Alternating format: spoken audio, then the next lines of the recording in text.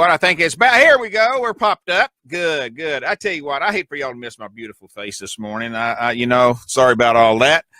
But, sometimes us old farts, we try to do too much at one time. And guess what we do? We don't get it right. Anyway, glad to have y'all here this morning. We got a lot to talk about. We've got war here, war there. Everywhere you talk about, we got war. War against whites, war against blacks, war against women, sexual, color discrimination, war. Oh, gosh, let's go ahead and start one with Korea while we're at it. What else can we do? We got war between the parties. We got, the only place we didn't have war was in my house this morning. My wife's birthday was today. She was in the shower, and I put this nice, big, huge pink package on her bed.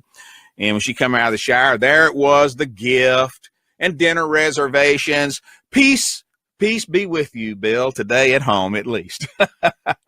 So anyway, glad to have all of you here with us this morning in the Pickle Barrel. We do have a lot to talk about. And, I would like to tell you this. We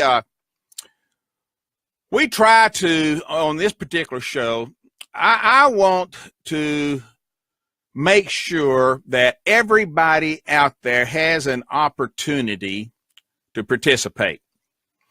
I think that only by participating, whether it be in the realm of politics, whether it be in the realm of your own household, whether you be at work or whatever, you've got to participate in what's going on if you are going to be successful and happy. You know what I mean? You can't do it by yourself. You cannot do it by yourself. It takes teamwork, folks. It takes teamwork. And if you can't get that, you don't get it made. I think that one of the things that people forget is that we all have something to contribute, no matter where you're at. And in the world of politics, particularly right now, they need all the help they can get. Sometimes that help may need to be a slap beside the head with a 2x4 to wake them up. But either way, they need help. And, it's up to us, folks. It's up to us. If you'd like to participate in this program, I hope you do. All you got to do is the chat room is open at AmericanPatriotRadio.com. Chat room on Facebook Live is open, and you can always call in and take part live on air, 712.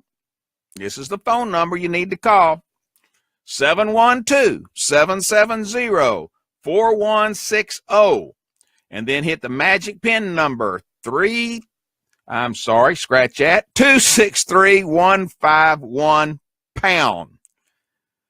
That's 263-151-pound, and then hit *6 if you'd like to talk with us, and we hope you will do just that.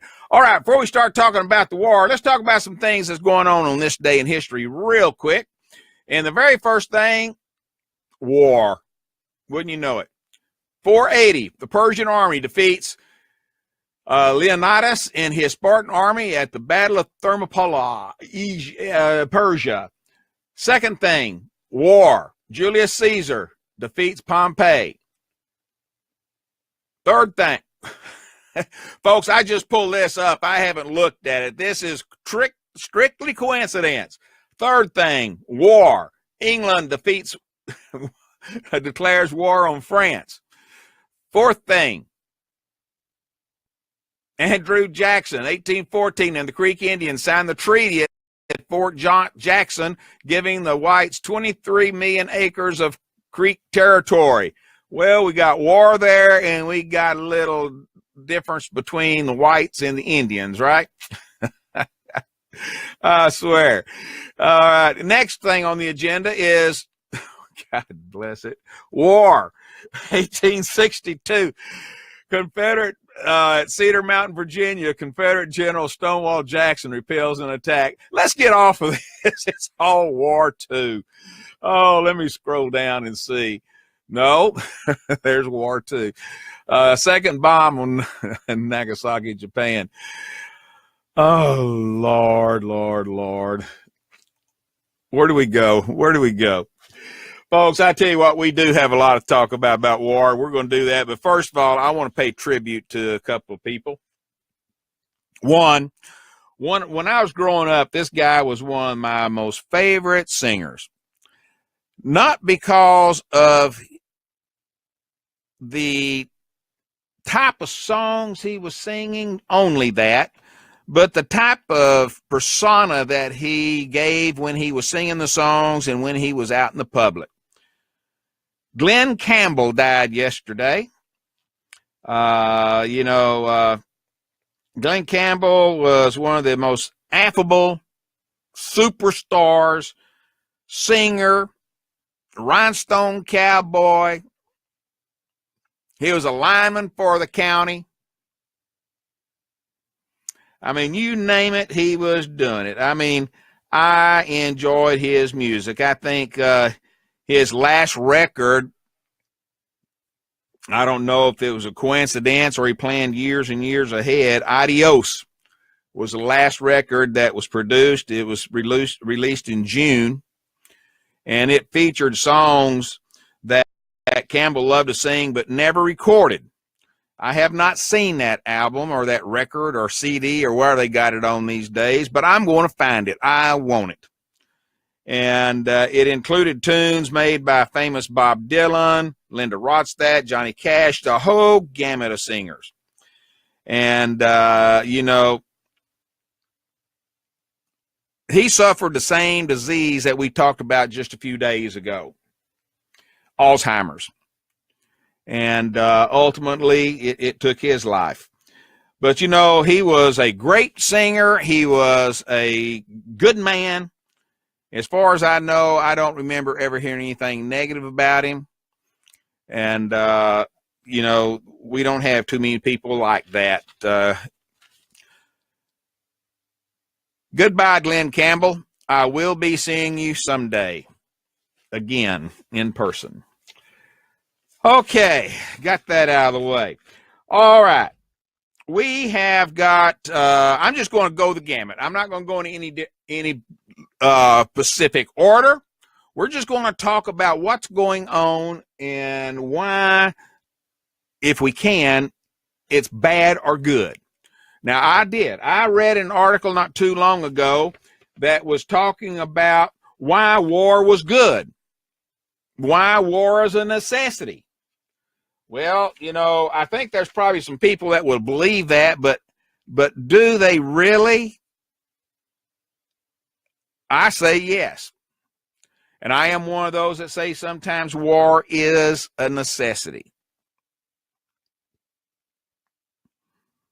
That's a hard thing to say when you're talking about something where either a handful of people get killed or 1 million people can get killed and injured, wounded, whatever. It's not an easy thing to say war is good. But how do you separate good from the bad? I think that is the big question. How do you separate the good from the bad? When is war good? When is war bad?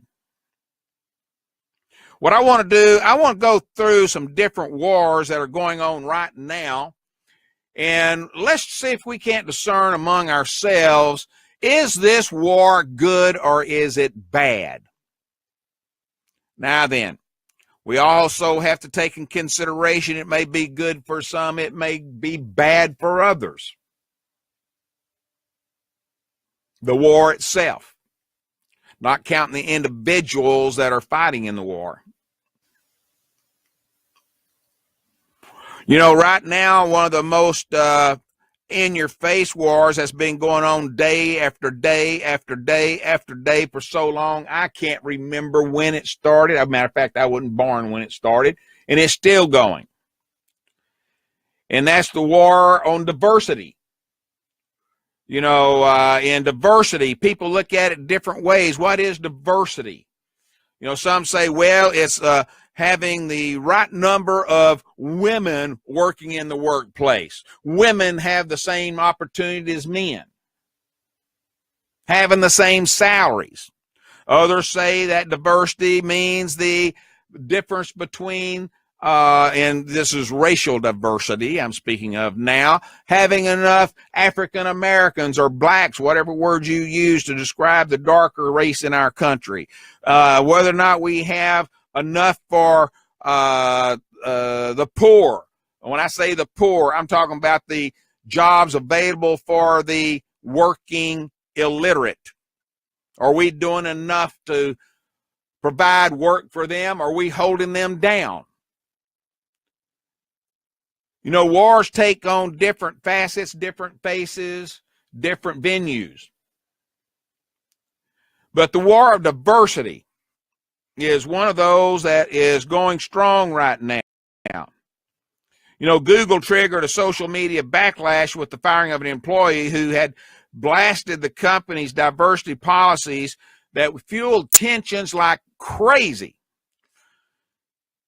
You know, the dismissal of James Damore, a Google engineer, came after he wrote a 10-page manifesto criticizing that he deemed a left-leaning culture at Alphabet Inc.'s web division he said ignores the differences between the sexes. In an email confirming his firing, he said currently exploring all possible legal remedies.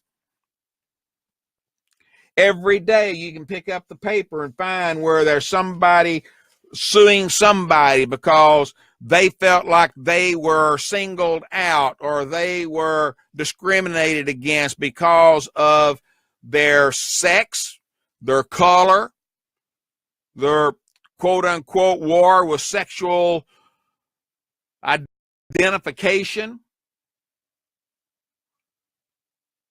You know, every blasted day, every single day, we hear stories about these type of things going on. Now then, we have laws. We have laws out the wazoo that's supposed to cover these type of things. However, it appears like sometimes these laws are not working. You know, I have to say that I am ignorant to this story, this situation, because I never faced it. Not because I'm a man, but because I worked in companies that obviously did not have this problem my entire life. Now, being a Southern boy from Texas and now South Carolina for the last 17 years, you'd say, well, how is that possible? Well, I guess what I can tell you is it is possible. I worked in the office where there were 9 women and 2 men, me being one of the men. I had indoor and outdoor salesmen. I was the branch manager and executive VP of the company at the time.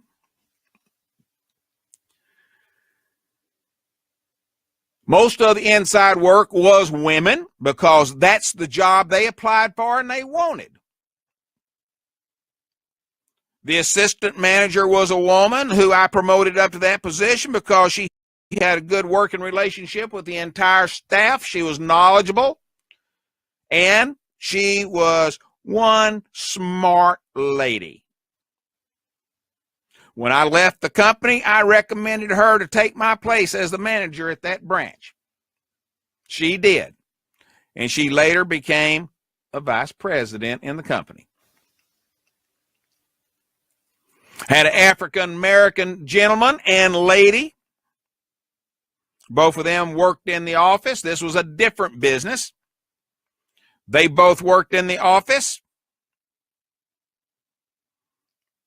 The black individual, the African-American individual, ended up being the manager.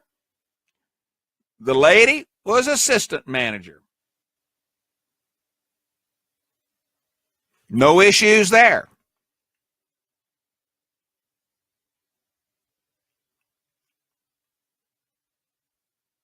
So why do we have these issues? I need some help, folks. I want to know, why do we continue to have these issues when it comes to workplace diversity? Why is this constantly something that we have to face every single blasted day? Do you think just possibly, now I'm just stabbing at it here, do you think just possibly people want it to be a problem?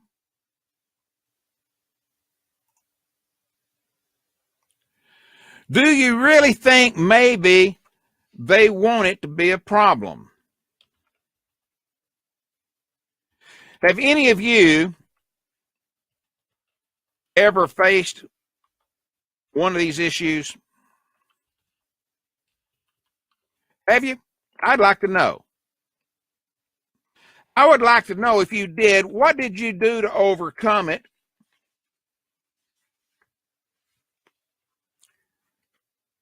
And what type of issue it really was? Whether it was salary, the male-female issue, or whatever it was. I want to know. Because I, for one, really find that this is one that we should long be past. I know it's not. Let's see, about 3 years ago, I talked to a professional women's organization. They asked me to come in and talk to them about this issue. And there was about 20, 25 ladies present at this meeting. And when I asked them, how many of you face this issue, about 20 of them raised their hand, which I was surprised they would actually be that many there that faced it. You know, they said that they felt discriminated against because they did not have the same opportunity as men in their company. They said there's a salary difference between the two. Men had a habit of flirting. Folks, I want to tell you something. I don't know about where you work, but when I worked in the outside workforce, I found women was just as flirty as men. Some women even more so. I just don't, you know, I guess that's one of the problems. Someone help me here. Is it that men don't understand the issue? Could that be it? Could it be that men are just so stupid we don't understand the issue?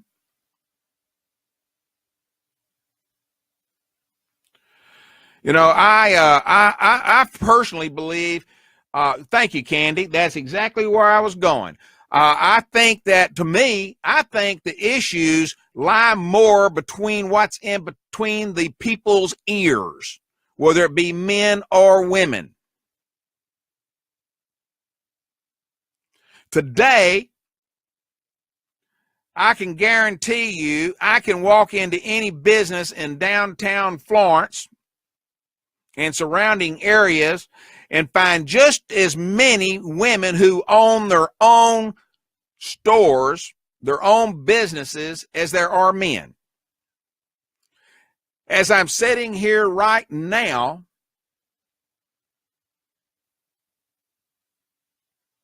yes, I can.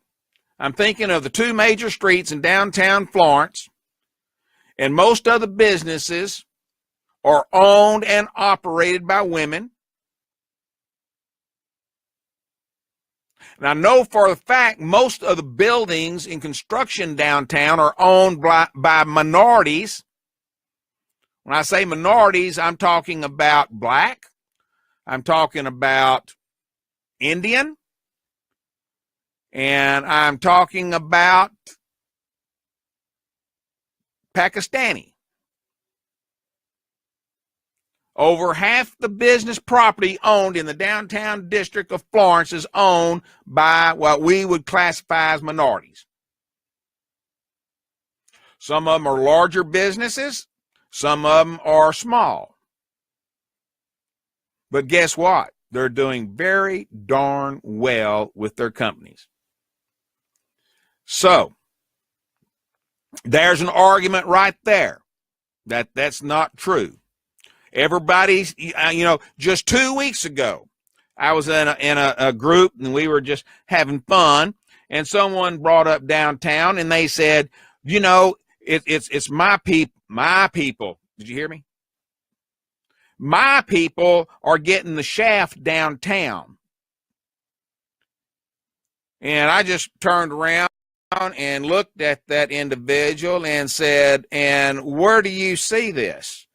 And he started talking about it and everything. Well, he shouldn't have done that because he brought it up in public. And I said, well, who owns this store? And I was going right down my memory down each street. Who owns this store? Who owns this shop? Who owns this restaurant? Who owns this candy shop? Who owns this restaurant? And I said, now then, let's go to this other street. And he said, well, that's not what I mean. I said, well, what do you mean? The topic changed. The topic changed. So, folks, I tell you, I hate to harp on this, but I am really sick and tired of hearing the diversity issue as far as racial diversity goes as being a hang-up. I can walk through so many different parts of town, so many parts of Columbia, so many parts of Myrtle Beach, and see that, even in local government,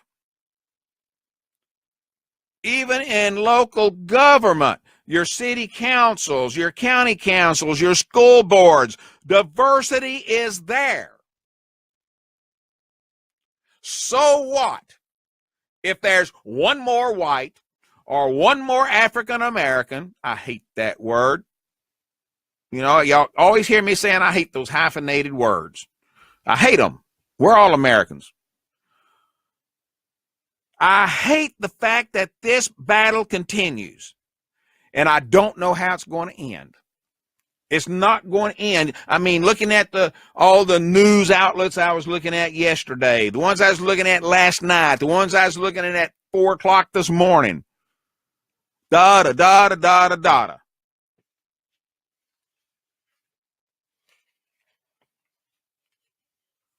Makes me mad.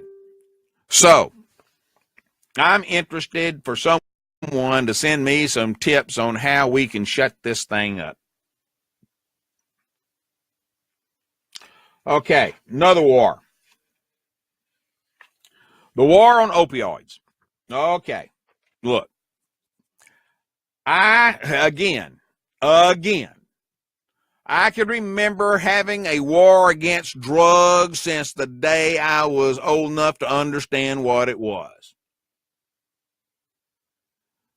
That terrible, absolutely terrible weed war. Marijuana. Oh my gosh, the doomsday drug of all at one time. Oh man.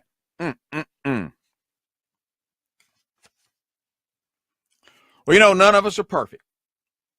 And I've admitted several times, I tried it. After all, I mean, my gosh. I was back when I had a fro and a beard, my beard, my bell bottoms, my polyester shirts. Oh, man, I was styling. Platform shoes. Yeah. Come and get me, baby. Those were the days. But, yeah, that's a scary thought now, isn't it? But, I remember back then how bad the war on drugs was. People falling dead in the street. I mean, seriously, if you listen to the newsreels and you watched all the propaganda and everything, every time you'd take a step, you had to take a step around somebody that was on the street either dying or dead.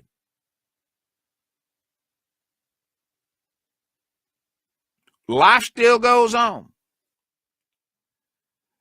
Trump emphasized tough law enforcement in a comment yesterday about the war on the opioid epidemic. He talked about how we need to step up the law enforcement to combat this national opioid problem. Well,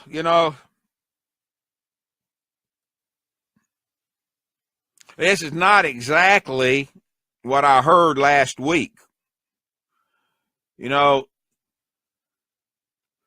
Last week, I remember there was a release about a special commission he appointed to address abuse.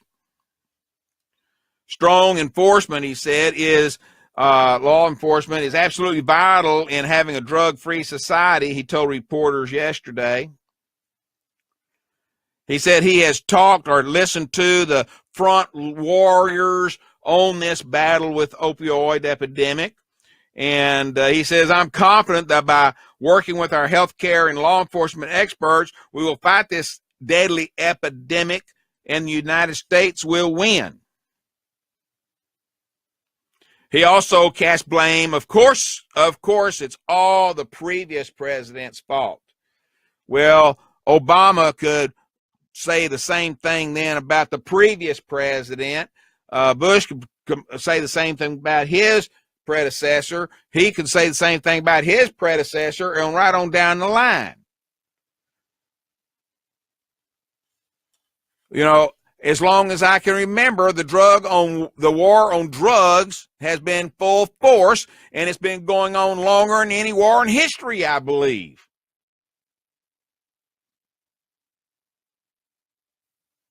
Except maybe, no, I'm not going to get into overseas.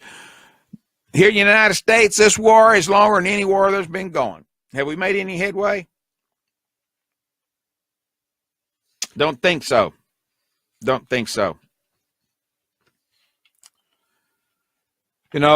a lot of reasons, a lot of things out there that cause people to run the drugs.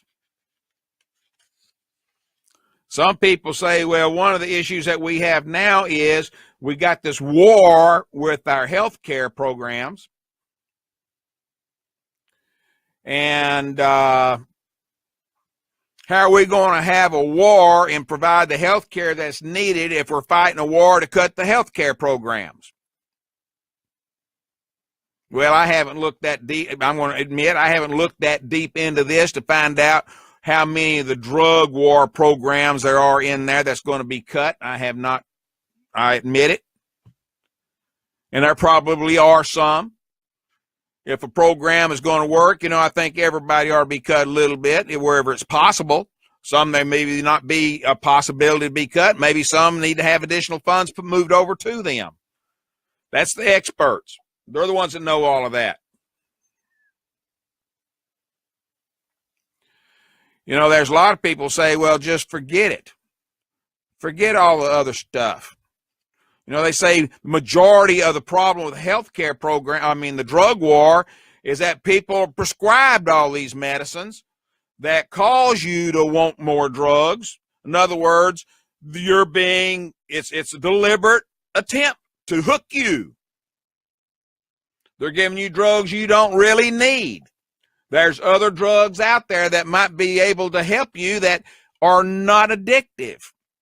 But if you're addicted to the drug that you think is helping you, you may feel the need to be treated for that issue longer.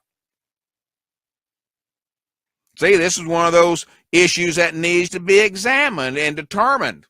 Why isn't there good studies out there, good legitimate studies out there that show this? You hear people preaching it, but evidently nobody's listening. Another war raging. New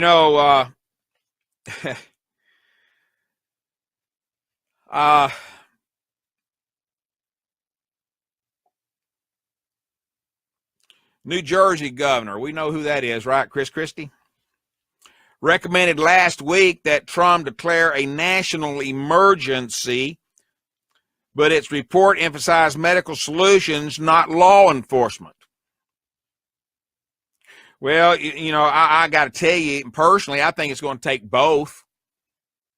It's going to take law enforcement, and it's going to take medical solutions. because, well, let's face it, we got a ton of people out there, millions of people that are addicted.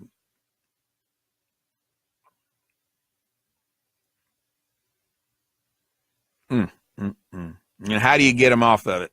I'm not the doctor. I'm not the psychologist. I don't know it all. Chat room says war between the states is still going on. Is the longest running war in the U.S. and cut the healthcare BS. Watch how much longer people start to live. Hello, all by design to depopulate. USA has one of the worst healthy population, is the highest vaccinated population. Hello, wake up. Medical solution put us in this mess. Don't need them at all. I don't know about that. There's been times I needed some medical help. And believe me, I'm glad I had the drugs that I used to kill the pain, too. But guess what? I didn't get addicted. See, I don't like taking meds. I don't. They give me the meds, they say use as needed. By gosh, that's exactly what I do. I use when needed, when I cannot stand it anymore. When I'm so uncomfortable, I'm moving around. Or I'm, oh man, this hurt. I might take it. You don't know how many drugs I have disposed of because I did not use them. I used what I needed, as needed, and the rest were gotten rid of. Matter of fact, I think there's probably some in my cabinet right now that I need to go check out and make sure. And, I bet you there's some in there right now I need to get rid of.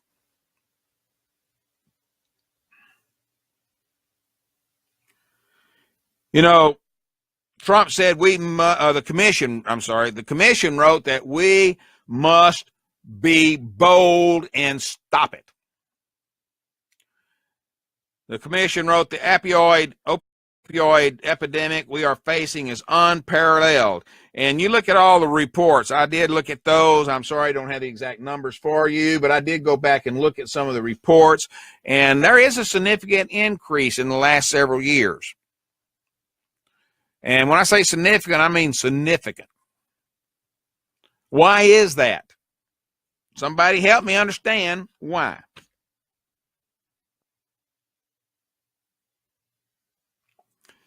They say, well, congratulations, Chuck. Congratulations. Big, big, big anniversary. Thank you, sir. Chuck says, 5 years today. 5 years today. Sober. Wonderful, wonderful, wonderful, wonderful.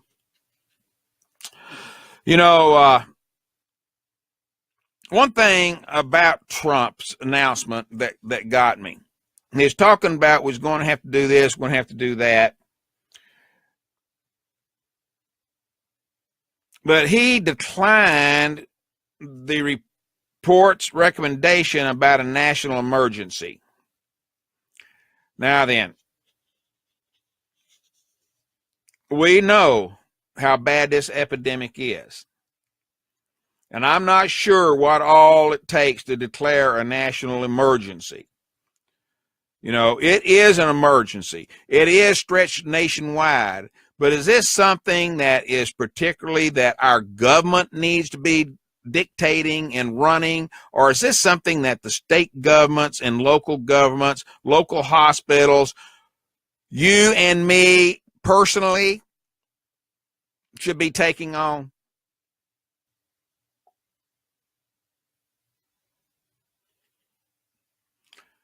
Dave says there's a proven easy fix for all of this mess. Dave, you want to share that? Yeah, I covered some of it in one of the different perspective programs. It involves local, state, and federal program. It's called LEAP, L-E-A-P. Excellent program. Excellent program. Law enforcement. Yep. Yeah, it's backed by law enforcement. And what that is that particular program has been used in other countries around the globe that had the same issue. It's fantastic. It's It's already been proven. Success rate is 100%, folks. You're not going to find that anywhere else in any other kind of statistical reports. And the basics of it is legalize everything. That's what it comes down to. Everything is legal. The difference is, and it's the treatments, like your, you got all these different centers and stuff for addiction treatment, so on and so forth. It is regulated, it is controlled, and it's free. It gets the people that are addicted off this mess. All right? Trust me, people who are in this don't really want to be in it. Yes, they have psychological issues. Yes, there was a reason or some way, somehow they got addicted to begin with and off in this mess. There is a light at the end of the tunnel. This works. You got to get out there, get active in locally, state, and federal levels. We need to end this prohibition BS. Stop the nonsense, just like the marijuana BS. It's always been about control. America, we're so screwed up. We like to bitch and complain, and we have war on this, that, and the other thing, like Bill's going over. Why? Okay. Ask yourself why this is going on, and follow the money. Remember that term? Follow the money. Follow the money. And y'all want to trust your health agencies? Really? Guess what? More people have been killed and died in hospitals than all other murders, homicides, overdoses, and everything else combined, okay, in the U.S. Hospital is the worst place to go. End the healthcare, watch people start living longer because you won't go to the damn hospital. All right? I've known people that gone in for simple, finger surgery or something like that and end up dying on the table. All right? That's personal friends of mine that happened. Dave. And died on the table. Dave, I think you're going off the deep end there. Don't you think a lot of people die in the hospital because they're there because they're ill and they're dying? I'm talking about accidental deaths that were actually attributed to the actions of the individual, as in the doctor, the surgeon, whoever it may be. Okay. I'm talking about that are there for old. I'm not talking all right. Well, let's narrow it down to the issue of that then. Okay, great. I understand now. Thank you. Yeah. It's from human error. Not because you're there because you're there for a reason. Obviously, you got hurt, but the human error side of it is what I'm referring to. But there's so much that people want to chalk up as, they'll say conspiracy because they don't want to believe the facts. Well, I'm going to double check these facts because I think that don't take this personally, but I think you might be over exaggerating the number of deaths that take place in hospitals, that by accident or whatever. According to the last report I saw, which wasn't that long ago, matter of fact, it was covered on mainstream media. When they started this war on the opioid is when I saw the last numbers, because they were trying to compare opioid addictions and the death rates there. And there was a comparison chart put up, and the highest death category fell under hospitals, and it exceeded all the other possibilities of death. That's murder, suicide, homicide, they added up all the other numbers, and it doesn't even come close to those who have died in hospitals. All right, and again, I want you to differentiate here, Dave, and tell me exactly which ones. I'm going to do some research myself, and I want you to share with me and everybody else exactly the type of deaths you're including in your analogy here. It was just a chart that went up on the news, so I don't know what they included in all those numbers. Oh. I got the impression it was due to not the actual injury. These are non-injury related deaths. Okay. Non-treat. Oh, here we go. Here we go. Surgery, but you check in the hospital and end up with was it Mercer or one of these other. Does that kill you? Because you went to the hospital. All right. So I'm going to try to summarize here real quick. Non-injury illness initially brought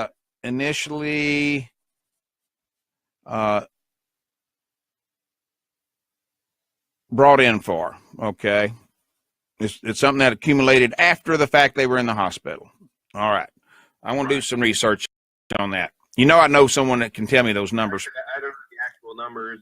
Neil put in national emergency definition, a situation beyond the ordinary, which threatens the health or safety of citizens and which cannot be properly addressed by the USA other than law. 60% of Americans die in acute care hospitals, 20% in nursing homes. But sick people go to the hospital, so it kind of makes logical sense. Mm-hmm. How did we get so far off the road? These weeds are getting tall. Mm-hmm. Yeah. Well, I tell you, what happened was with that was overprescribed and everything else. mm-hmm. First of all, you have these healthcare professionals, and big pharma is drug pushers. Mm-hmm. They're protected by law. You can't sue them directly. All these other things. There's so many protections when it comes to big pharma. Mm-hmm. Big pharma. This is how it works. Okay, and let me tell you let's go to the non-scientific proven side of this, which is your psychiatry. You ask any psychiatrist, they'll tell you they've never cured a single soul in their life. Yet they have the power to prescribe these drugs. The DMR, the what they use, that's their Bible, Mm-hmm. to assess these diseases. What happens is big pharma creates drugs. They go to the psychiatrist, say, okay, I got this new drug. Let's create a disease for it. And that's what they do. They make it up as they go, folks. You go into a psychiatrist, there's hidden cameras that's proven this. You go in with claim the exact same thing to each one, and each one will give you a different prescription. Okay? Because there's no science base for any of it. It's all BS. It's all about your brainwashing, your dumbing down, the control, the depopulation, all the stuff people like to categorize as so-called conspiracy theories. When you start looking at the real numbers, you realize, hey, wait a minute. This isn't conspiracy theory at all. Yeah, people say, oh, the CDC, they're great. Really?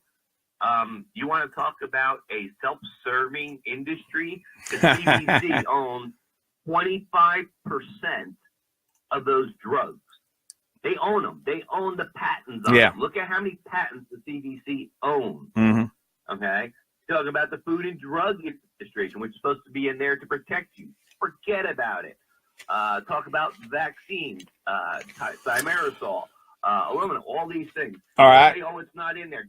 Go to Congress and they say, oh, yeah, it's definitely in there. Okay. Yeah, so, all right. So what you're telling, okay, Dave, I got where you're going. In the world. Why?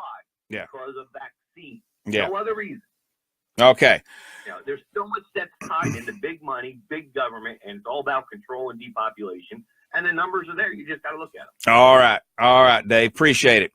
But I am going to do my research, and I do have some contacts in the hospital industry, believe it or not. And so I want to try to find out those exact figures and do some research on some hospitals here in South Carolina and see what their indications are that they are doing something wrong. Okay. Well. Just to cover one more thing. Yes. You mentioned in the chat room, there are lawsuits now against big pharma, especially the maker of oxycodone. Right. Let's clarify that. That's not a lawsuit against big pharma. This is where people don't understand. That is the one company, one maker, the designer of the Oxycontin. Right. Because back then when Oxycontin was, all the laws weren't in place to protect them when they sit there and list side effects.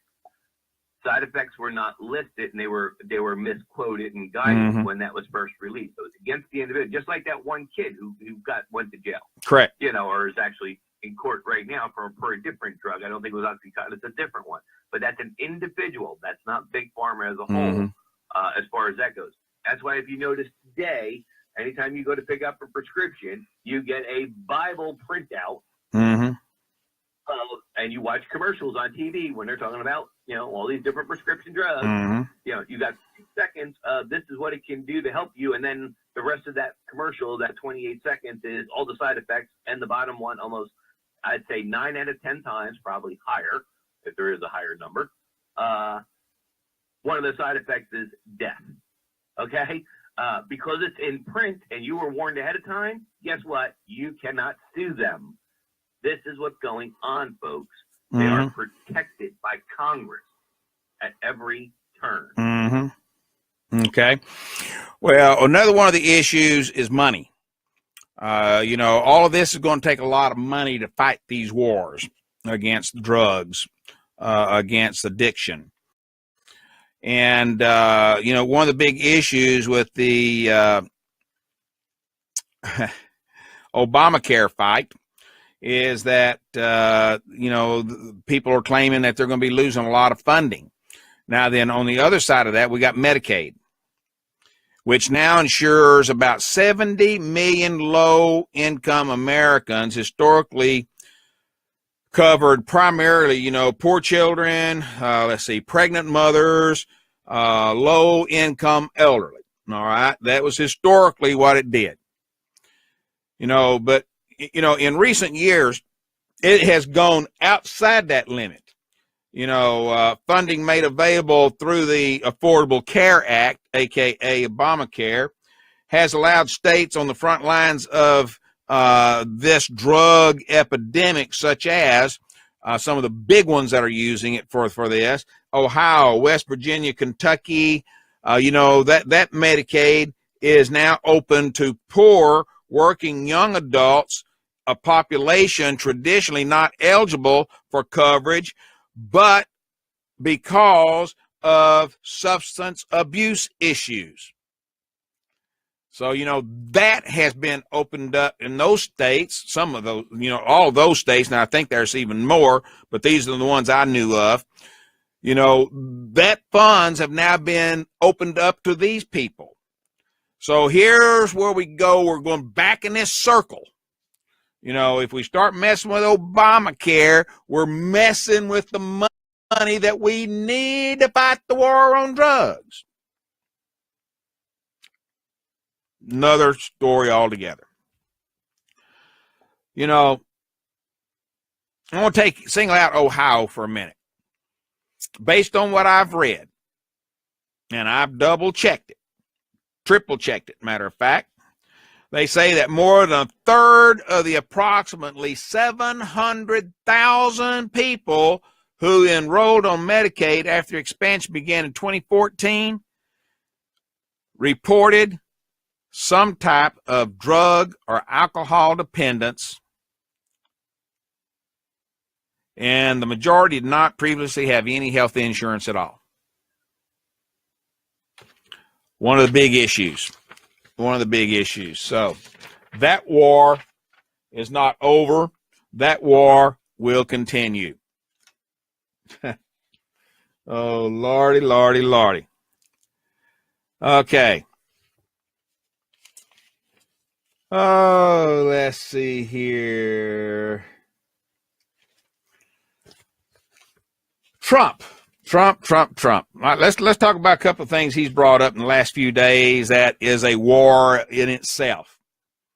And we got a break coming up here, so I may do some basic layout on it, and then we're going to take a break, and we'll start discussion afterwards.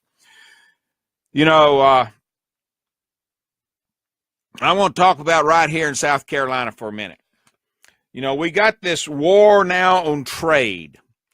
We've had this war going on, God, I don't know how long, probably longer than I've been alive, but it's really come alive in the last 2 or 3 decades. This year, it appears it is out full blast, up front, in your face. Trade proposal after trade proposal. Trade restriction after trade restriction. We pull out of this. We're going to join this. No, we're not. Let's pull out of that. Let's do, we're going down a slippery slope, folks. Slippery slope.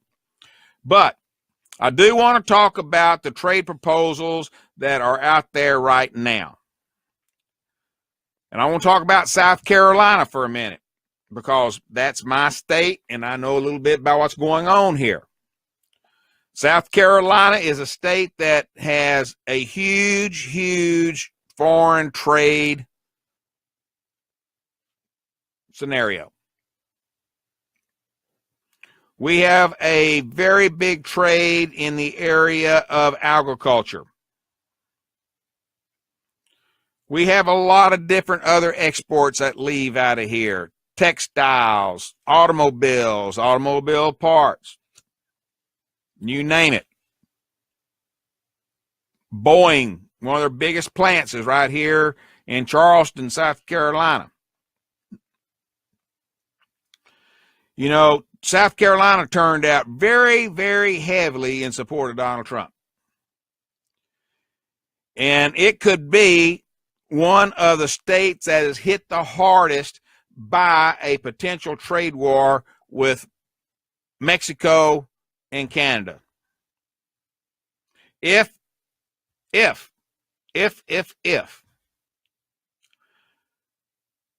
President Trump succeeds in a push to renegotiate the North American Free Trade Agreement.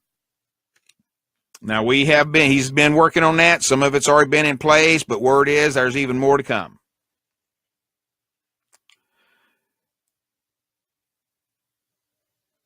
%20 tax on Mexican goods entering the United States.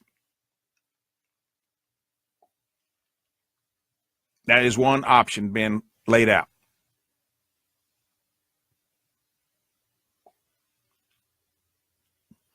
That means tariffs on American goods, more than likely, going out, which means that costs more to send the products out. That comes out of, you're right, if you're thinking this, it comes out of the pocket of the business owners here. Boeing is not a foreign country. You're absolutely correct. It's, you know, they're the main. They're here, but they still, never mind. We have a lot of people here that do business overseas. When I was talking about Boeing, I was talking about they send their products overseas. Not that they are a foreign company. They send it business overseas, like our farmers, our textile companies, our auto manufacturers, things like that. They may be American owned or they may not be. Some of them are not. But either way, they're leaving this country, which in turn can be, a tariff could be put on them in this war.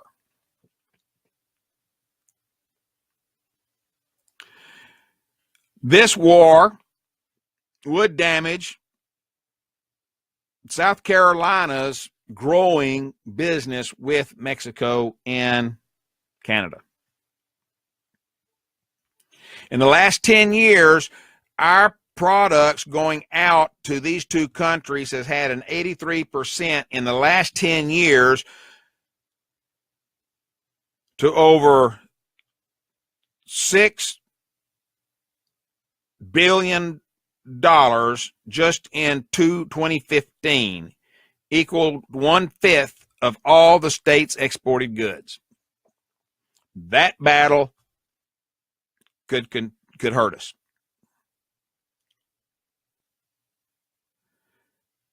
South Carolina is probably one of the states most susceptible to trade war due to its reliance on international trade following a resurgence of manufacturing over the last recent years.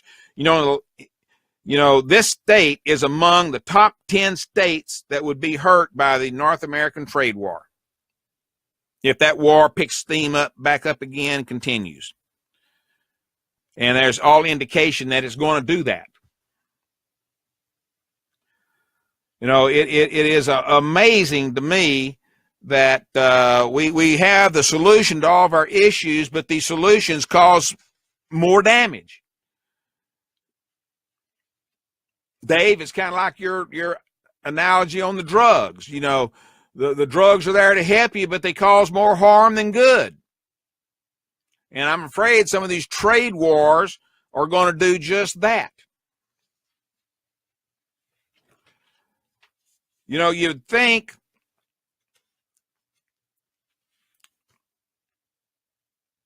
NAFTA, I'm going to go back to NAFTA.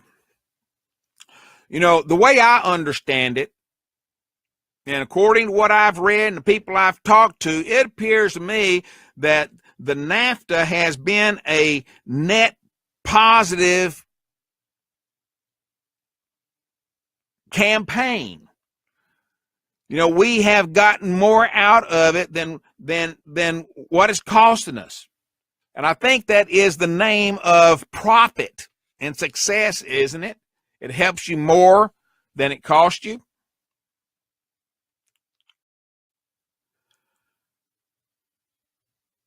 Now then, they talk about, well, if we kept it in state, if we kept the employment in state, if we did the manufacturing here, and folks, this goes nationwide, okay? This goes nationwide. They say in different reports I've read, and you've seen them too, and you've heard the news stories, well, if we had more of this stuff made at home, we'd have better employment. Yes, it would produce jobs. Yes, it would. But at the same time, you got to consider if additional tariffs are put in on the other end, what is our net result? Good morning, Bill. Good morning, Brian. How are you, sir? I'm always up for a good discussion about trade. All right, let's hear yours. Well, no, I do not think NAFTA or any of these trade agreements have been good. I think it's led to the deindustrialization of our country, the increasing gap between rich and poor, a hollowing out of the middle class. And in the 21st century, wages for a majority of Americans have stagnated or fallen. I had heard before, under the Clinton administration, gains in wealth, 70% of the gains in wealth accrued to the top 1% income earners. Under Bush, it was 90%. Under Obama, it was 98%. One of the big common denominators is this globalization, is that in each of these administrations that I've mentioned, you had a succession of massive trade deals, all of which we were told were going to decrease our trade deficits, increase our wealth, have a net gain in jobs, have a net gain in wealth, create these large middle classes in other countries, which was going to mean a greater demand for U.S. goods and services, right? And on it goes. And what we see is ballooning trade deficits, a tremendous loss of manufacturing jobs, and an increasing gap between rich and poor. Okay, now, Brian, I want to ask you something here. I hate to do this to you, but I need to ask you. We need to take our top of the hour break. You called in just right at the wrong time for us to carry on a long conversation. But if you would, hold on. It's going to just be a short 2 or 3 minute break. And I do want to continue this discussion, so don't run off. Folks, we got to take our top of the hour break. It's going to be about 2 minutes, 3 minutes max, and we'll be right back here in the Pickle Barrel. In the meantime, I want you to get ready to enter this conversation by using our chat room in AmericanPatriotRadio.com or on Facebook Live. And also, you can call in, if you would, 712-770-4160, and then put in the magic PIN number 263151#, and *6 after that, and you'll be live on air, and you can join our roundtable discussion. We'll be right back here in the Pickle Barrel in about 2 minutes, 3 minutes max.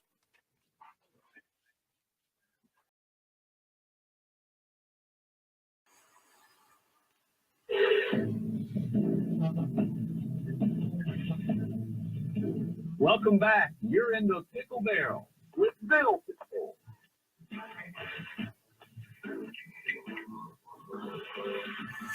Good morning, and welcome back. You are in the Pickle Barrel. This is yours truly, Bill Pickle.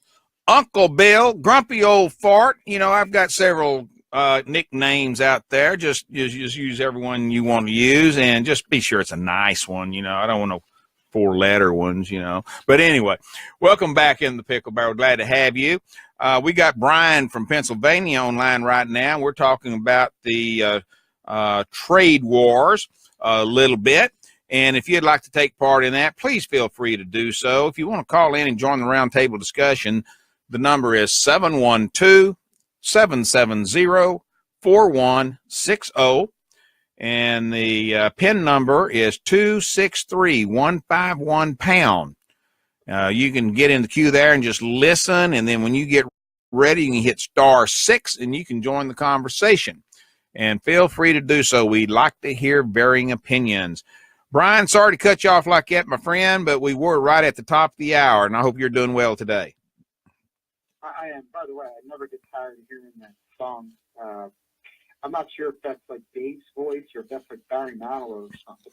That's a classic. Yeah, I would say it was mine, but I wish I could just find the. I wish I could just find the music and get his permission. I'd like to sing it myself. I love that song myself. It sounds a little different, though, I think. I don't think I'll ever get tired of hearing that. All right, so you definitely have some opinions on the trade war, right? Yeah. Well, first off, I'm glad that you said trade war because we should realize we're in a war. With respect to trade, we shouldn't act like if we, do something and implement tariffs, we're in a trade war because we're already in one. So if you're in a war, I would think the idea would be to try to win a war. If you're in one, and with respect to trade, you just have to forget about all this nonsense about free trade. That sounds great in academia in the classroom, but it's no relevance to the real world. You have to abide by the rules that are put before you. The reality is that most other countries, they don't abide by free trade ideology. Well, Brian, let me ask you this. I think this is something I think that we need to consider too when we're talking about a trade war. Any war I've ever seen, there's been winners and there's been losers. And so, in this trade war, is there such a thing? Maybe as we're discussing this, we can, kind of cover this a little bit as we go around. Is there a way to have winners and winners? Oh, I do think so. I do think so. And I think that's based on the concept of reciprocity. I think even with the Chinese that we talk about, in the long run, it's going to be, not in the short run, they're going to piss and moan, but in the long run, it's going to be better for China if our trade deficit with China is closer to zero, because that will ensure that we have a strong middle class, which means we'll have a strong consumer market, which there will always be plenty of customers who buy their products. So in the long run, it would be good. Yeah, I think it can be win-win. How do we justify wanting a win-win situation when our whole concept over here in this country appears to be that it's a free market? We believe in free and open business, a free and open market. How is it a win-win when we believe that, but we fight it in this trade war? Well, but it's happened already. You can't argue that it's a free market if, say, Apple shifts all their production to China, in part because China subsidizes the cost of new facilities that they build in China.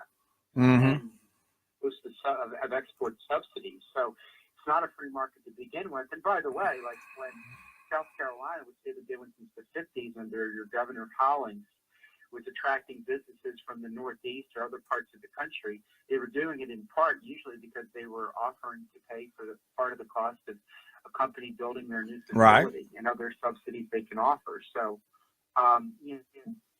that there are pristine free markets. It's not based on any kind of reality. And again, if you look at a lot of these countries companies that flee overseas, yes, they get cheaper labor. That's a big, big part of it. They also usually get massive subsidies, export subsidies, subsidies for, building new plants, which, can be a tremendous cost. So, I think we look at trade completely the wrong way. And it's kind of like free trade. They say the Ten Commandments they talk about worshiping false idols. And I think a lot of people worship free trade as some kind of a false idol. Okay. And your state's a perfect example of the benefits of protectionism. And we talked about this yesterday. And there are a host of industries. It's not just the automakers, but there are a host of industries that would never have come to South Carolina if not for Reagan's import quotas in the 80s. Right. And various other protectionist measures and the protectionist measures that Trump is threatening now. So, South Carolina has benefited from protectionism. Mm-hmm. Mm-hmm. Well, we just got word. We just got word yesterday that there's another company, and I'll be honest with you, I misplaced my notes on that. Another company that's moving into our region of South Carolina. It's going to be an international company. It's not going to employ that many people, but it's in the textile industry, which this used to be the heart of the textile business in this country until the Civil War, when everything was destroyed. But we used to be number one. And so, we know something about textile, and this company's coming over, and they say it'll probably be somewhere between 150, 250 people hired, which, when you have a population like we have, there's a workforce for that company right here. I mean, so, that helps, That's huge. And those jobs, used to be part of the bread and butter in the Carolinas, Mm-hmm. and they were lost to all these trade agreements. Mm-hmm. We started having problems kind of all the way back to the late 50s, and it got a lot worse in the late 70s. Yeah. And I know here, one of our, out about about an hour from where I am in Reading through the mid-70s was kind of a booming small town textile. Yeah. And it's sad. Of course, that's before my time, but it's sad when I hear stories about what Reading used to be like then, when I know what it's like now. Yeah. And it started with the Japanese imports, and then it got a lot worse with the WTO and trade with China, except and Taiwan and other countries. So, if we don't use protectionism, we're just going to continue to lose industries, right? And we've just seen that. Yeah. Yeah. So, well, Brian, here in South Carolina, South Carolina's exports, for the most part, aren't the big businesses. We have more than 8. I would say more than 8 out of every 10 business that exports goods from South Carolina are really, honestly, considered small or mid-sized businesses. That's just the typical business that we have here. We have some of the extremely large ones, but, if I remember correctly, there was a study done by University of South Carolina last year, maybe it was the year before last, that of the companies that export from South Carolina, a little over 5,000, I think it was like 5,200, something like that, were small business, small to medium-sized businesses. And so, when a company like this comes in, that is huge. It really is for that particular area. And, in this trade fight with Mexico and Canada, that is one of the big concerns that we have here, is the fact that would hurt those businesses the most. I don't know about that, because we have the leverage we have over every other country. Is we're the world's largest consumer market, and then everybody wants access to our market.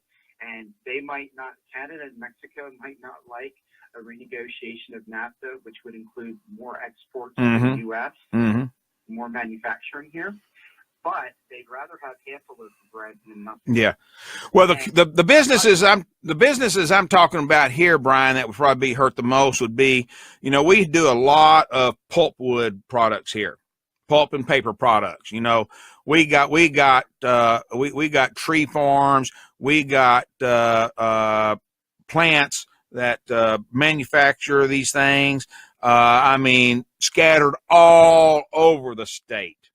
I just thought I knew what trees looked like and forests looked like in Texas. When I got here, you cannot see the trees for the forest. You're driving down a road and you got about 30, 40 feet of sideways easement on either side of the highway. From there on, it's forest.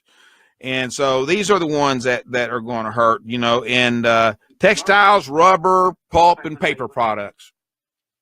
But it depends on how you look at it, because if you have a smart renegotiation of NAFTA, instead of presupposing it's going to mean retaliatory tariffs from Mexico, Canada. What it could mean is we're getting a better deal of trade, so it could mean greater market share that we would have access to in Mexico and Canada, whichever countries they're exporting their products to, which could mean more profits for their company and a hiring boom. So it depends on how you look at it.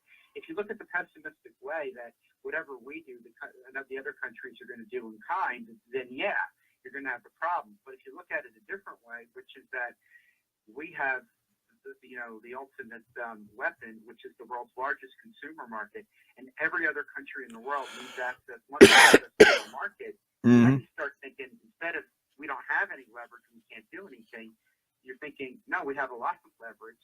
And again, these other countries, they might like the deal they're getting with trade now, and they might not like having to the trade deals being renegotiated on terms more favorable to the U.S., but they'd rather have that than have nothing.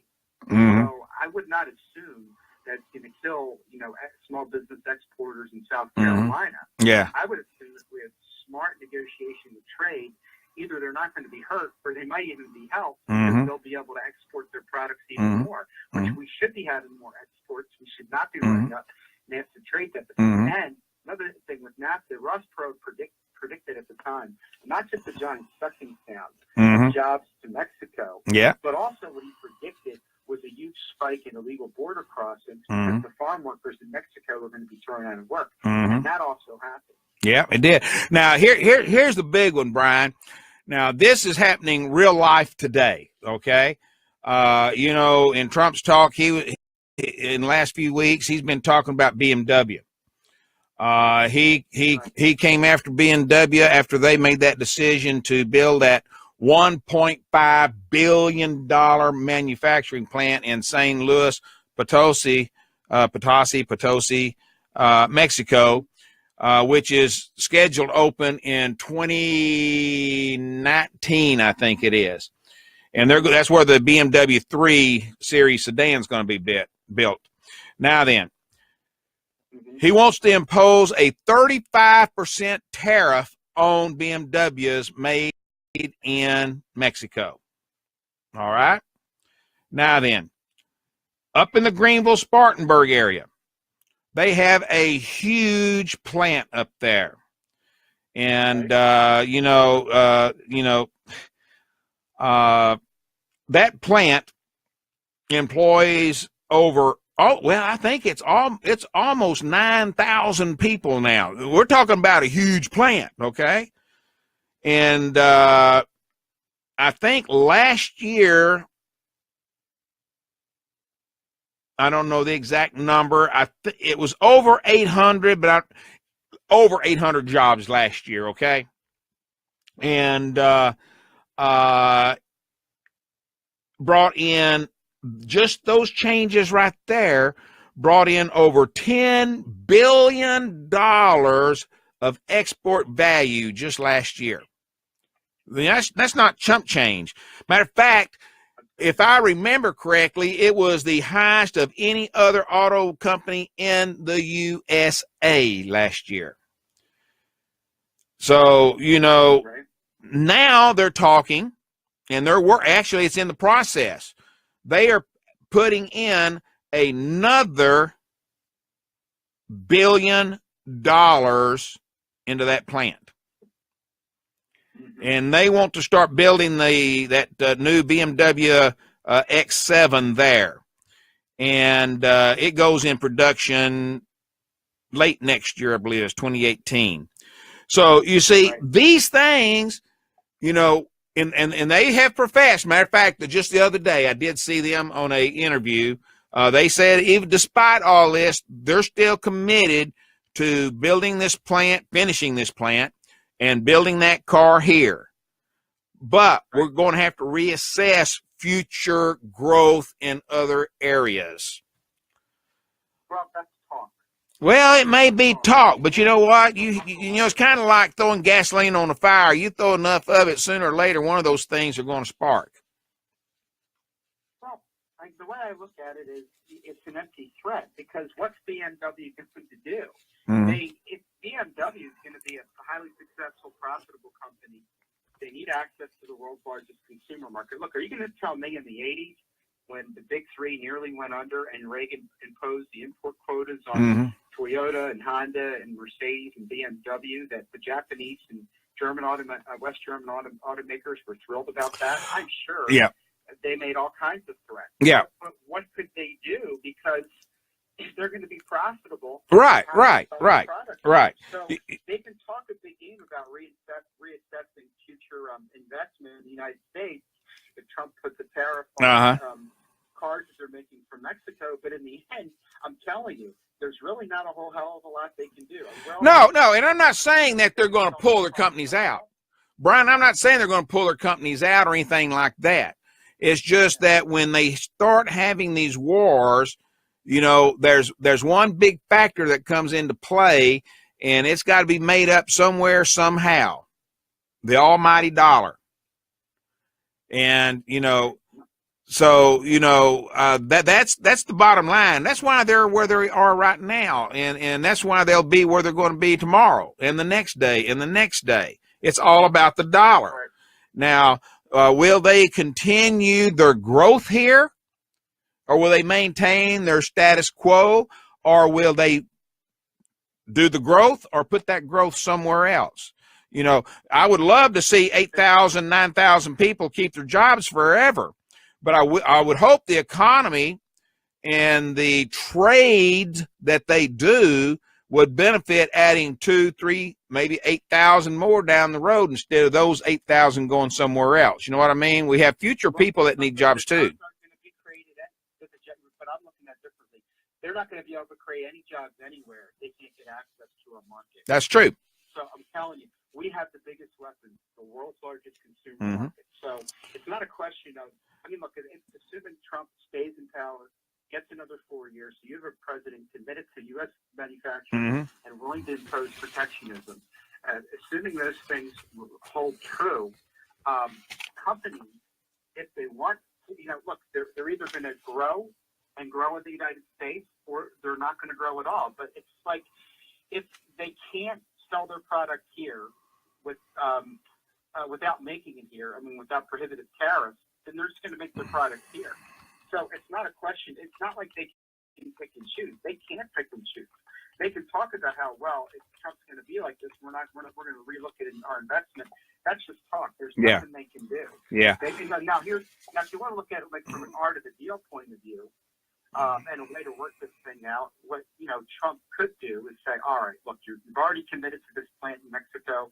It was committed before it came into power. So they could work out some kind of a deal where, okay, the next plant you're going to build and the next major capital investment will be done in the U.S. So that's kind of the art of the deal compromise. Oh, yeah. And all of that stuff is things that we will never know about until manufacturing or the building starts. You know, that's just the way it goes. And that's part of that behind, like you said, that's that art of the deal, behind the scenes stuff that the rest of us in the real world never get to see. And which, go ahead. I was going to say, so there's a way to work that out, which is just for some assurances from BMW and a concrete plan. Okay, look, we're on board. We hear what you're saying, but we committed to this plant years ago. It's going to cost us a lot of money. But here's what we want to do: is we want to have good relationships with you, the president of the United States. So the next plant we're going to build, which will cost X billions of dollars and create X thousands of jobs, we will promise you will be here in the United States. And any new plants we create for the foreseeable future will be here in the U.S. That's the arrangement we worked out. Okay. Let me say hello to Al and Michael in Facebook. Glad y'all joined us this morning, as always. All right, let's move this over. And Brian, you're more than welcome to stay in here because we're going to change it to a different war. This is a day of wars. North Korea. Yeah, please do. One final comment is I really believe that the issue of trade is more important than the healthcare tax reform. And the good news is Trump can do a lot of this unilaterally. So it doesn't matter how many roadblocks Congress wants to put up. The you have a lot of executive power, always have, to remedy trade grievances. So if Trump really continues to stay committed on this issue and works and works and works, we'll create lots and lots of jobs, Mm-hmm. and it will help our economy a whole hell of a lot, regardless of whether or not we get tax reform or Right. healthcare reform in the near future. Mm-hmm. It's I think that what it's going to take, and a lot of people don't have it, is patience and understanding of what's going on and why it's happening. And I think that's one thing that we have a lot of people that have no capacity for, and that's patience and understanding. Okay, North Korea. Fire and fury like has never been seen on this earth before. Well, it's going to be hard to believe we're going to do something bigger than Nagasaki and Okinawa. That was a pretty big boom, wasn't it? So what fire and fury are we talking about? Or is this just hype? I'm hoping it's hype, and I'm hoping it's talk. I do too. I'm hoping it's just talk. I don't know how it's going to work out to our favor and disadvantage. And I just kind of feel like if it was really that big of a deal, and there really is this threat that they're going to use nuclear weapons, that most of the rest of the world would be much more concerned, and they're kind of telling us to chill out a little bit. Yeah. I don't care what you say about China and leveraging and such. If China was really that concerned about Kim Jong-il using nuclear weapons, even if we were China's worst enemies, China would have stepped in and crushed it. So I kind of feel like this is overhyped. Yeah. Now, I could be wrong, but I get the sense that this is being overhyped by the usual, bipartisan war party. Yeah. Well, I know that Alaska's governor is concerned. He stated yesterday that he's concerned about missile hitting his state. He says when asked about it yesterday, Bill Walker said he was concerned. He says, "Of course I am. Of course I am. They're reporting they have a missile now that can reach our state. Why wouldn't I be concerned?" And the loudmouth threats at this, I can talk about him now because he's bigger around than I am. That watermelon-shaped guy is kind of like, well, he means it. He may be crazy enough to actually do that. Boy, I tell you what, if he does, what a mess. Oh, my God, I can't imagine. I don't think anybody can imagine. I can't imagine it. Oh. Well, it seems like people are halfway taking him serious. President Trump did say if he did try anything, if he keeps doing what he's doing, if he keeps up these tests, and if they find that if there's anything for real out there that we need to be concerned about, well, you're going to meet with fire and fury. So he's doing his normal yik-yak. He's rattling that war saber. He's doing whatever explanation or definition you want to use on it. He is doing it, and he's doing it loudly. So, I don't know. Is he exacerbating the whole deal? Is he making a bigger deal than it really is? Or is our military geniuses, our leaders in the military, are they really that concerned about what North Korea is doing? Or is it all hype? Well, a lot of these people are afraid of their own shadow. Mm-hmm. Come on. How many years have we had this now where every other week we're talking like we're going to go to war with another country? Mm-hmm. I feel like the diplomacy and sense of realism has just been lost. And it's a lot of the usual suspects. Look, I think Trump is partly bluffing. I think the guy in North Korea is a problem. I've not followed the situation in North Korea that closely over the years, but like one of those things, you know, you don't have proof about something, but you have a preponderance of Mm-hmm. evidence that builds up over time Mm-hmm. that strongly suggests something. Now, you look at the preponderance of evidence that has built Mm-hmm. up over the last 25 years, Mm-hmm. which is most of my lifetime. Mm-hmm. We're always at war with other countries, Mm-hmm. and a new country, you know, a new Mm-hmm. leader or a new country is always the next Hitler, and it's always Mm-hmm. an impossible situation, and we always have to go to war, and it never leads to a good conclusion, and we end up finding out later on that the threat was exaggerated. Mm-hmm.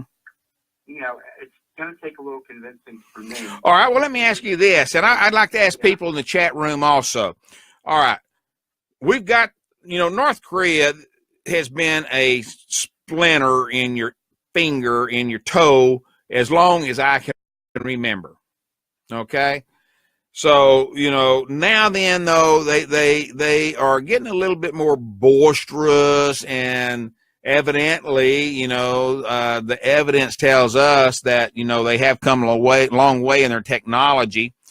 So let's just assume this is a reality, that they have the ability to do what they say they can do. What do you do?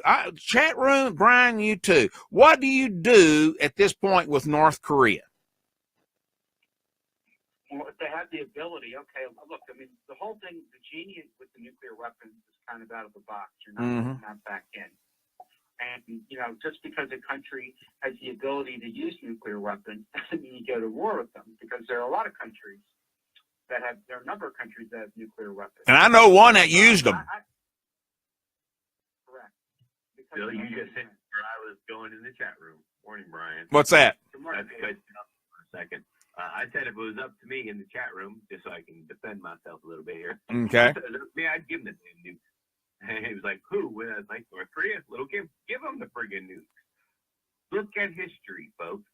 Give everybody on the damn planet a nuke. Why do we don't let other countries that are smaller, or maybe a little bit of a dictatorship or something like that, have nuclear weapons? Because we got the big stick. You're considered a superpower. Yeah. And throughout the entire history of man, there's only one moron that's ever actually launched one, and that's the evil United States of America. And we wonder again why the world hates us. Okay? The evil United States of America. If you have a nuke, you ain't going to be stupid enough to ever launch it. Yeah. It's about respect. Yeah. Okay? Hey, look. Well, we did, Dave, we did not have any respect for Japan whatsoever, and we nuked them, and it ended the war, didn't it? No, we bluffed at that, too. First of all, it didn't do as much damage as everybody thinks. It did do a lot of damage. Don't get me wrong. The third one, which we didn't have, that was a bluff. And it ended the war. Yeah. It didn't do that much damage. If everybody has nukes, it's mutual destruction. Yeah. No more picking on me. I don't. Yeah. It'd be the Planet of the Apes. I'm in the defense of little countries. I'm sorry. Who the hell is USA or the UN or anybody else to tell me whether I'm a dictator or not, how to run and take care of my people to the best of my ability? And if you're going to sit there and use your bully pulpit as because you're a nuclear power, to try to bully me into, you know, your way of thinking or into New World Order thinking or anything else, screw you. Mm-hmm. You know, because nobody's going to be stupid enough to launch them nowadays. Mm-hmm. If anybody was to launch a single nuke, no matter where it came from, it would be the end of the world as we know it. Totally, because. Well, Dave, didn't you see, Dave? And within a matter of an hour, every nuclear weapon on the planet is going to be launched in the sky, and you're literally going to wipe out. And you're going to be looking at Chapter 2 in the series of Planet of the Apes, where Charleston Heston, exactly. You know, they did it. Those stupid people did it. Yeah, exactly. And that's what we're looking at. So give the guy his nuke. Or at least leave him alone. Let him develop his own technology so he can stand on his own 2 feet. Yeah. As, hey, I'm now powerful. No longer stop. You know, you got to think of it as the bully picking on the smart kid or the kid who is a little overweight or if he, you know, we talk about bully all the time. Well, start thinking about the bullies, not just in our society, but government. Mm-hmm. Okay, one country bullying another country. It's still a bully.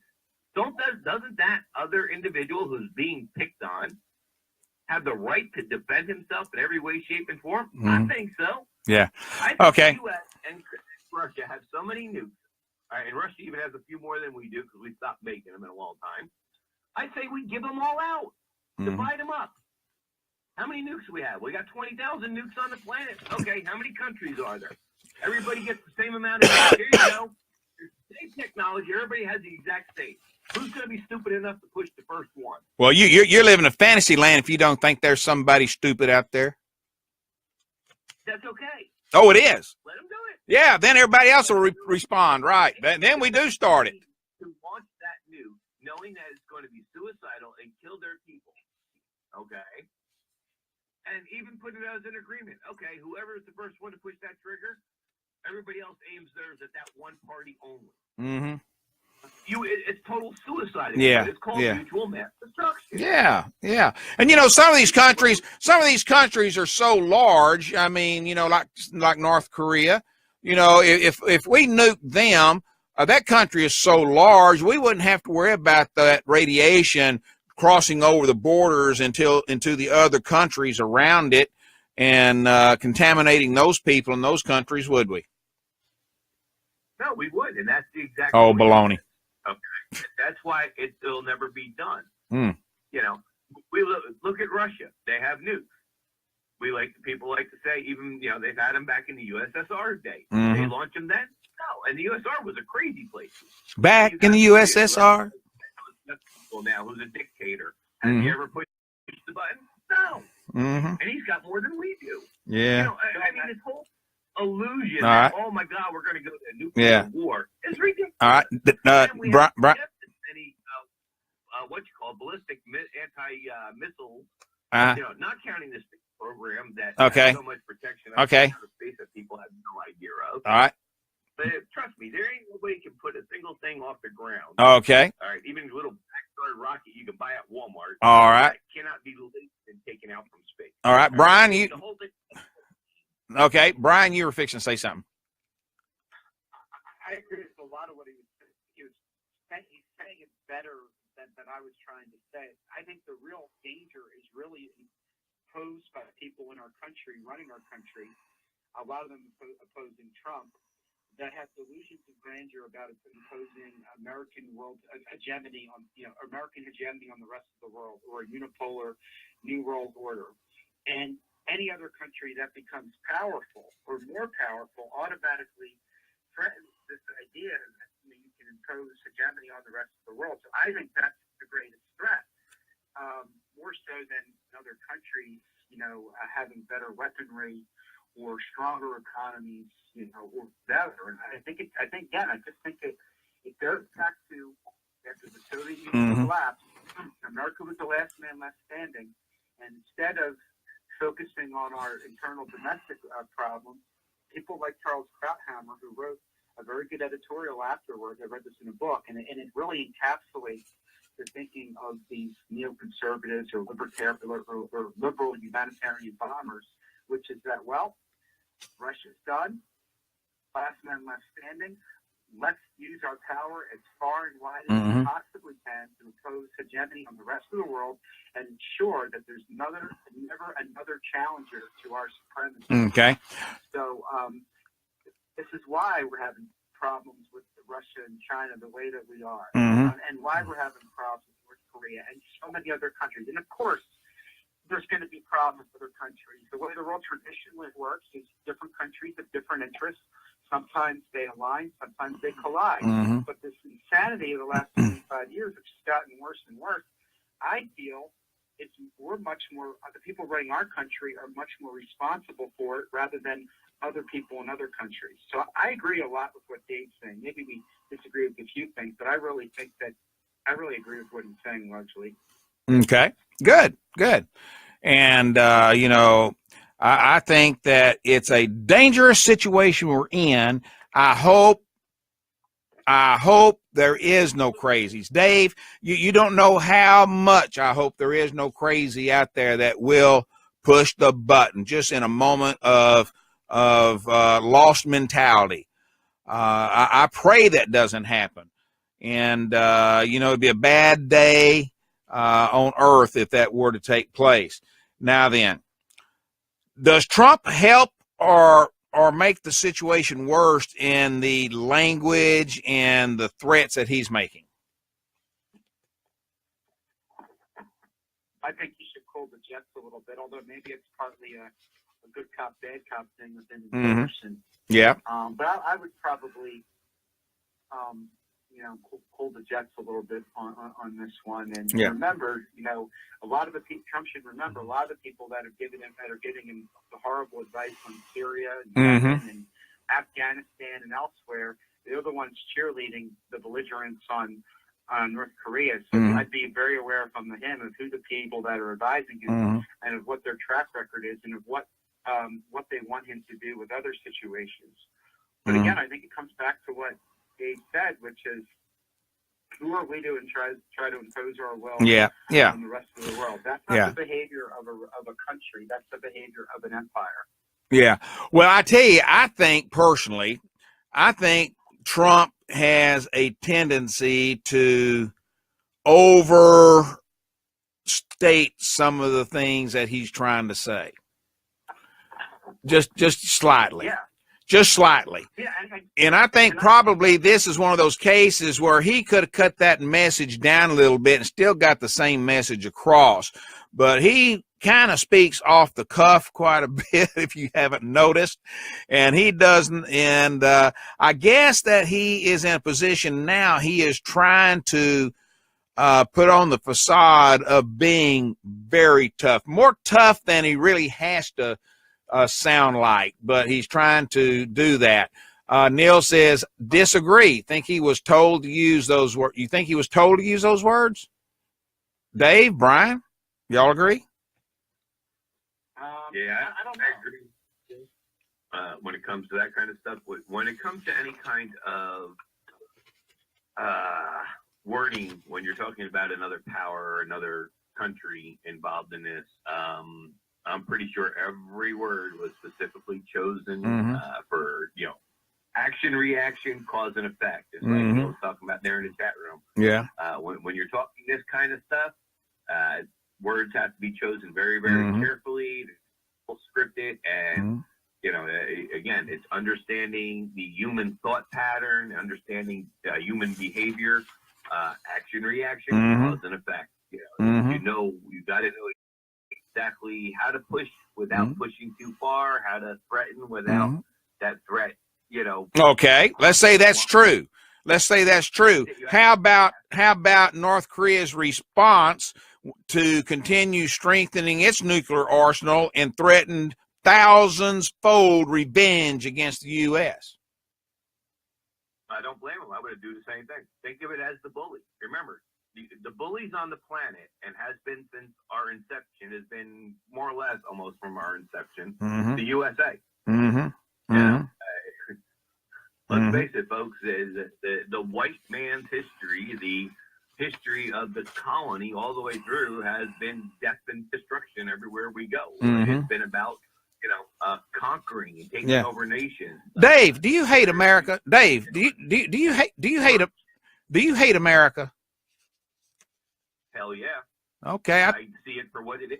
Okay. The big bully on the planet. Okay. Well, I was wondering there for a while if that was true or not, but you're validating that you hate this country. I hate any bully, no matter who it is. What in the hell are you doing living here? I live in the country of Florida. I'm not part of the USA and its scam. Okay. Well, we don't have time to finish going back over that again and again. Exactly. There you go. Yeah. You see where I'm going. Yeah. The so-called civil war has never ended, folks. Yeah. Well, now we'll agree on that. We'll agree on that. Well, okay. Now wait a minute. You got all the hope in the world for Trump. Why don't you come up with a letter or a draft or a proposed bill that we can send to Donald Trump to have him sign off on ending that war? It's already been done. You've already done it? I told you there's a whole group of people that the public isn't aware of that has personal contact with the president. Yeah.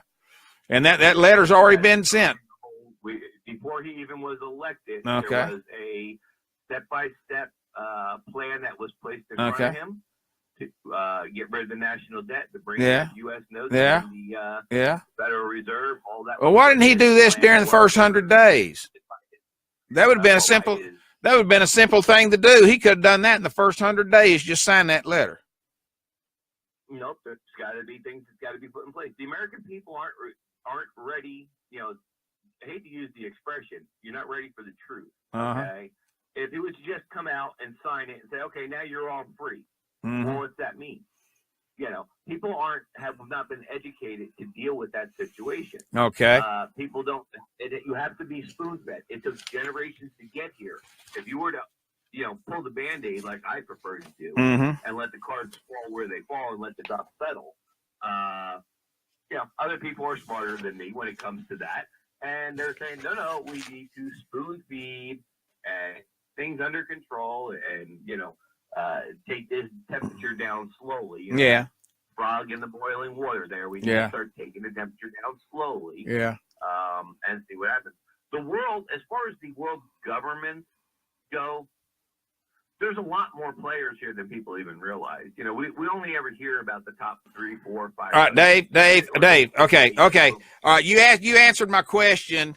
And we're running short on time, and we got another guest here also. But and I'm not trying to cut you off because I know we're going to have this we're going to have this discussion again in the future, near future, I'm sure. But you know, there is an issue there. I understand that more than you want to admit that I understand. And you know, I agree with you in probably 90% of what you say. But just like anything else, you know, there's that 10% out there that separates one from the other. And I'm clinging on to that 10%, Dave, as long as I can. You know, I still have hope out there, but, you know, it's guarded hope. All right. Is that fair enough? Guarded hope? No, absolutely. Okay. And we should be. Okay. I hate to be, you know, I always hate to be the one that's doom and gloom and this, that, and the other thing. I just want to wake people up. Open your eyes. You know, it's not this kumbaya. You know, situation. There are things going on. But there is good news in all this. Not just under Trump, but there's several. There's 16 countries right now. All right, that I'm aware of at minimum. There's currently 16 countries that. Remember, I told you Russia ain't the big enemy. Everybody thinks they are. Look at the space program, and it's connected to that. There's 16 countries that are working hand in hand, side by side, and that includes USA and Russia, folks. And they have let it out, and they've even given you the deadline, 2033. It's the race to Mars. Okay, there's a lot more to it, but we have to spoon feed the public. And there are 16 major countries. Some countries people have maybe not even ever heard of or thought of before. They're, you know, the name is, you know, they're not a superpower, right? That are involved in this, and this is a global action. You know, when you have that many countries and superpowers working side by side to accomplish a goal, you know, that's a good thing. That's the start of world peace. Okay, kind of situation. But the general population on the planet are fighting. You know, and it's not a new world order, you know, world peace per se. It's not your Star Trek kumbaya world peace. You know, there are other, you know, players and factors involved, and it's an exciting time. You know, by 2033, that's a short way away that we're going to be ready to start. 2033 be here before you know it. Can you believe we're almost 3/4 of the way through 2017 already? Oh yeah. It's unreal. The years are unreal. It could be in our lifetime, Bill. All right, we can be okay. Dave, let's give Brian a chance to finish his thoughts. I know that he's working and he may need to go. Oh, he's already left. Yeah, that's why I kept going. Okay, all right. Sorry about that, Brian. Okay, so all right. Well, you know, folks, you know, as you can see, this topic of war is really a non-ending topic. I mean, look, we just spun off into a different type of a war, a different engagement here. And, I, for one, do not believe that will ever be a land without some type of conflict going on. And I think there's various reasons for that. I think that probably just the nature of the our country as a whole. When I say our country, folks, I refer to our country as the Union. Okay.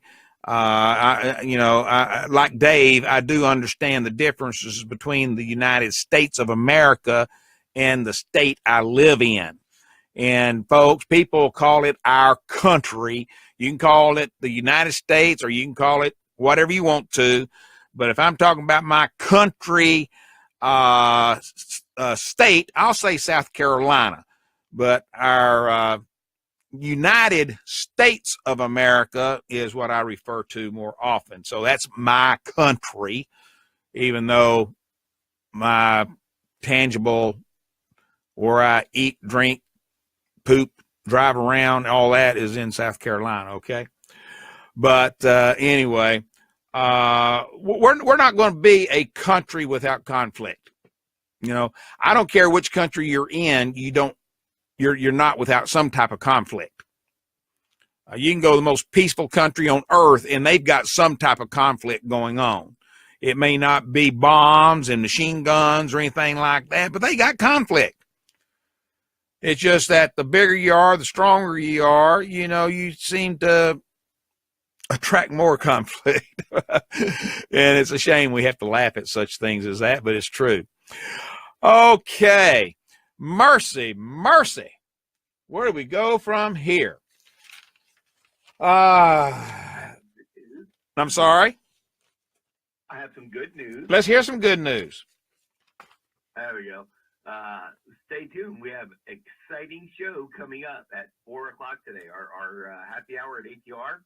We have a special guest joining us today. Yes, indeed. D-Rock, that singer. Yeah. We play every once in a while. Yeah. Yeah. He's going to join us live on air. At what time? He's been nominated for Song of the Year by the Josie Awards for his song Forgotten Soldiers, and he's going to be here live at 4 o'clock with Candy.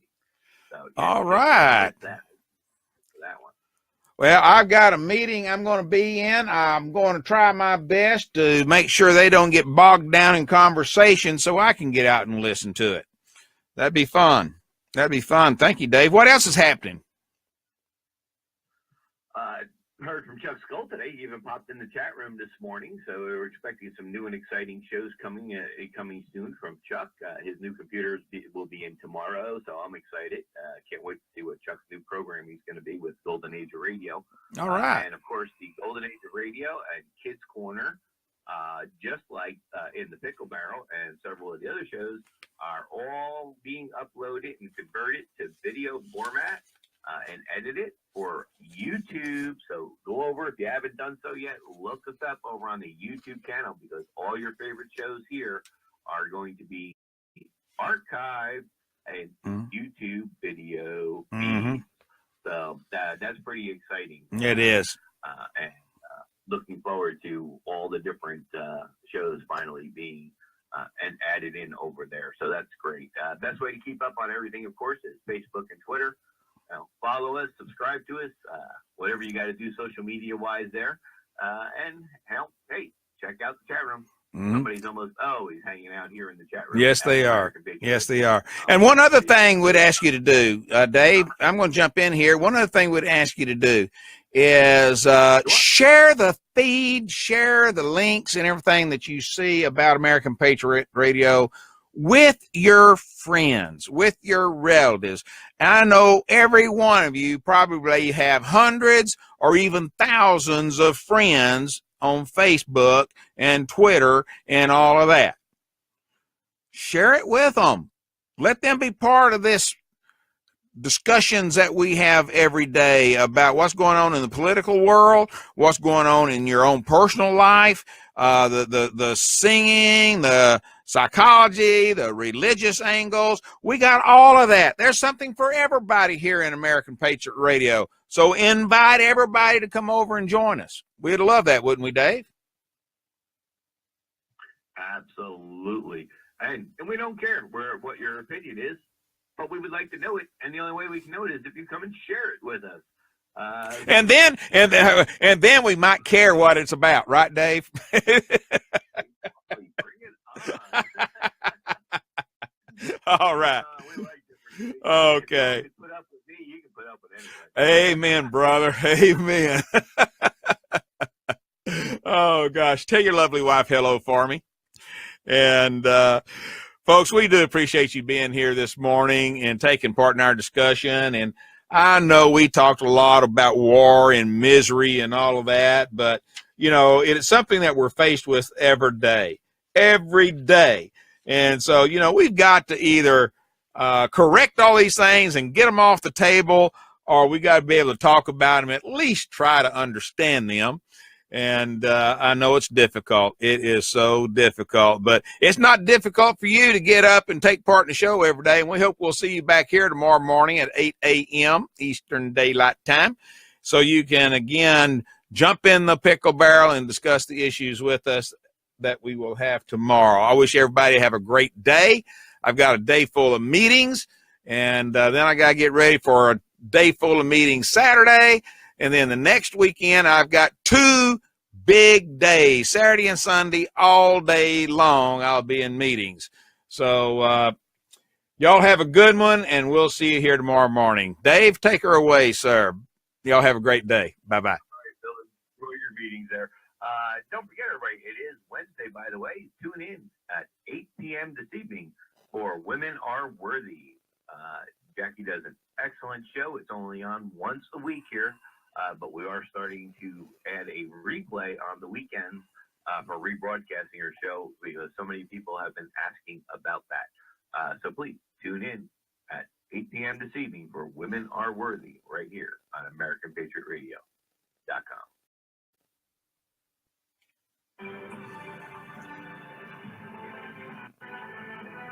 Thanks for joining us.